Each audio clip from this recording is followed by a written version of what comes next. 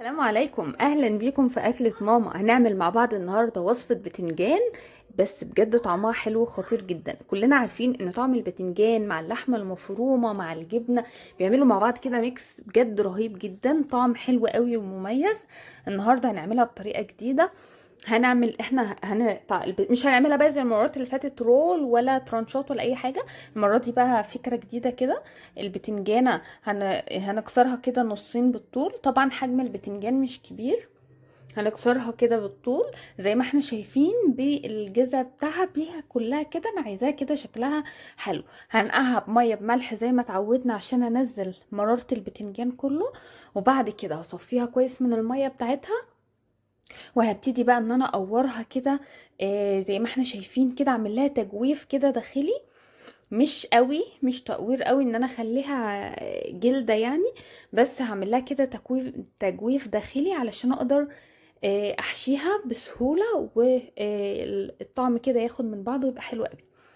معايا بقى فرشة كده ودهنة زيت، وهبتدي كده اديلها ايه بالفرشة دهنة زيت من جوه ومن بره علشان ارصها في صينية فرن واشمعها كده تشميعة حلوة قوي في الفرن. مش هتتشوي بس هتاخد لون حلو ونكهة كده، وهتبقى معايا حلوة قوي لما احشيها. هنعملها في الفرن. احنا اتعودنا على طول البتنجان بنعمله في الفرن، مش بنقليه في زيت. انا عايزه اكل يكون كده حاجه هيلسي كده وحلوه، مش عايزه اكل فيه دهون كتير. بعد بقى ما خد كده تشويحه حلوه او لون حلو كده في الفرن، كنت مجهزه الحشوه بتاعتي. الحشوه بتاعتي عباره عن لحمه مفرومه، معاها كده بقى خلطه توابل مع بقدونس مع بصل، بصوا، مع توم. خلطه كده جباره يا جماعه.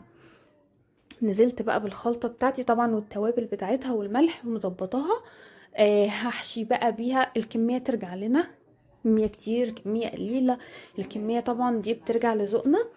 هنبتدي بقى نحشي كده بكل سهولة في التجويف اللي احنا عملناه. هحط بقى الكمية اللي انا عاوزاها زي ما احنا شايفين، وبعد كده هدخل تاني بيها على الفرن. هتاخد بقى معايا برضو لون، هتستوي كمان كويس جدا. اللحمة طبعا مفرومة قوي ومتبلة ومش هتاخد معايا وقت. طعمها خطير يعني، بجد انصحكم تجربوها تحبوها جدا. دخلناها بقى الفرن كده، اخدت لون حلو قوي واستوت كويس. وعملت لها بقى رشة جبنة موتزاريلا، ودي اختياري.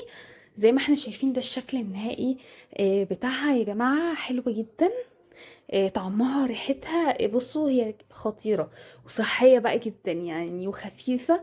ممكن ناكل كده منها زي ما احنا عاوزين، مفيهاش نسبة دهون عالية، طعمها حلو.